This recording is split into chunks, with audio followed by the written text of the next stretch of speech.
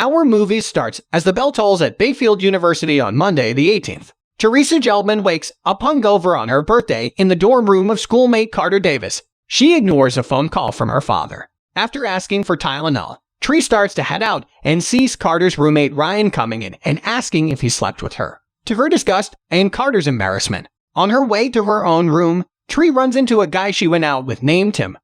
He asks Tree why she hasn't answered his text, and she says because their one date involved them going to Subway and it made her miserable. Tree goes to her room and sees her roommate Lori Spingler. Tree realizes she is late for class and frantically gets ready. Lori then presents her with a cupcake she baked for Tree. Tree blows out the candle and dumps the cupcake in the trash because of the carbs. Tree goes to her class and later meets with her professor, Gregory Butler.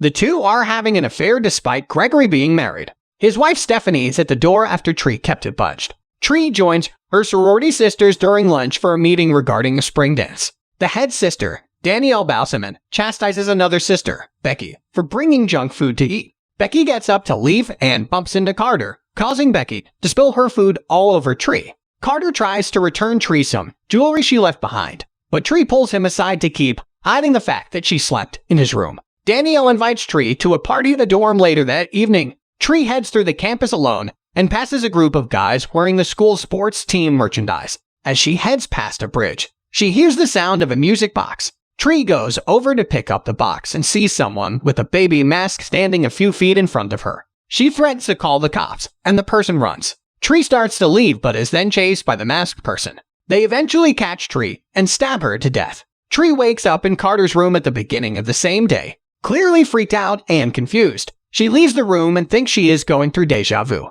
She goes to her room and once again rejects Lori's cupcake, but this time just leaves it instead of dumping it. Stephanie catches her in Gregory's office after it's been locked. During lunch, Tree warns Becky before Carter bumps into her, but the same things still happen. Tree heads over to the party again, but this time avoids the bridge. She goes to the dorm and is greeted by someone with the baby mask, causing her to scream and punch the person in the face. It turns out to be Nick, Danielle's boyfriend. It's a surprise party for Tree. She goes around drinking and trying to enjoy herself. She goes up to Nick's room where he messes around with the mask for a bit. However, the real killer shows up in the room and stabs Nick to death. When she's not looking, Tree gets a text from Danielle, accusing her of hooking up with Nick behind her back, and implying it's happened before. Tree is attacked by the killer, who takes her out with a broken bong piece. Tree wakes up in Carter's room again. She's even more freaked out this time. She runs to her room and tells Lori that someone is after her.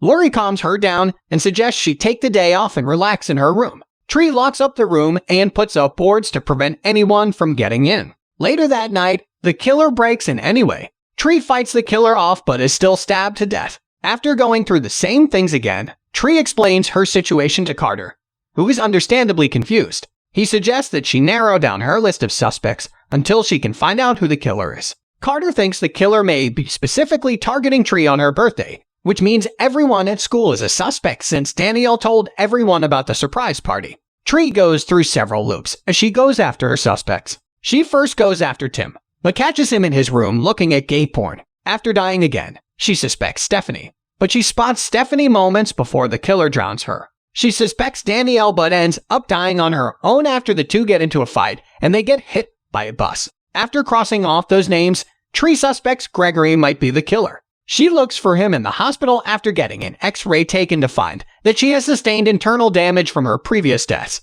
While going through Gregory's office, Tree finds a baby mask in his drawer. However, the killer stabs Gregory and then chases Tree into the parking lot. She takes a car and gets out. As she excitedly thinks she escaped death, a cop pulls her over for speeding. Tree lies and says she's drunk and high so that she can be in a cell and avoid the killer. When she's cuffed and put in the back of the car, the killer drives past and hits the cop. The gas tank starts leaking, so the killer drops a birthday candle to ignite the fuel and blow Tree up. Tree wakes up in Carter's room yet again. She proves she knows what's going to happen by pointing out some things that she's been noticing frequently, like a car alarm going off, sprinklers being set off on studying students, and a group of activists standing together while one member drops to the ground. Carter takes Tree to the nearby burger place as she is now getting weaker with each new loop. She's getting worried that she may be running out of lives. Tree mentions avoiding her dad's phone calls and tells Carter that her mom passed away 3 years earlier. Moments later, they then see a news report on TV about a serial killer named Joseph Toombs who is notorious for going after young women.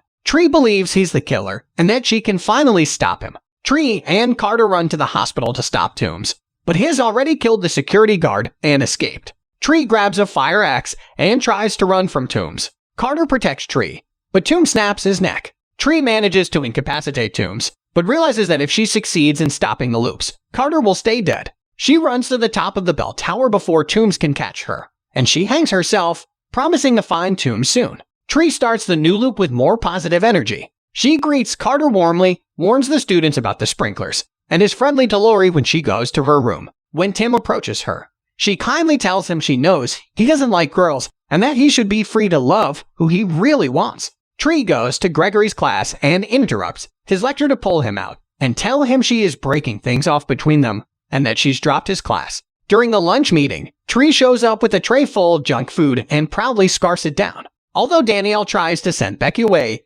Tree doesn't let her leave and instead takes Becky's chocolate milk to pour on Danielle's head, humiliating her. Carter then comes by to return Tree's jewelry, and she kisses him in front of the other sisters. She then invites Carter to join her later that night for her birthday. Tree goes to have lunch with her dad, David. She admits to him that it's been hard to be around him since her mother died, but she says she loves him and is sorry for hurting him. The two then laugh to lighten the mood, and they have lunch. Tree prepares herself to go after Toombs. She goes up to the security guard with a knife and takes his gun before telling him to go get backup. Tree then walks into Toombs' room and aims the gun at him as he pretends to be asleep. She tries to shoot him, but she forgot to take the safety off. Toombs gets up and fights Tree, brutally slamming her against the wall. Tree then remembers that a brief blackout is supposed to occur, which happens at the right moment for her to escape Toombs' line of sight. She appears behind him and takes the safety off, allowing her to shoot Toombs dead. Tree and Carter spend the rest of the night together, and she eats the cupcake Lori made her after she blows it out and makes a wish.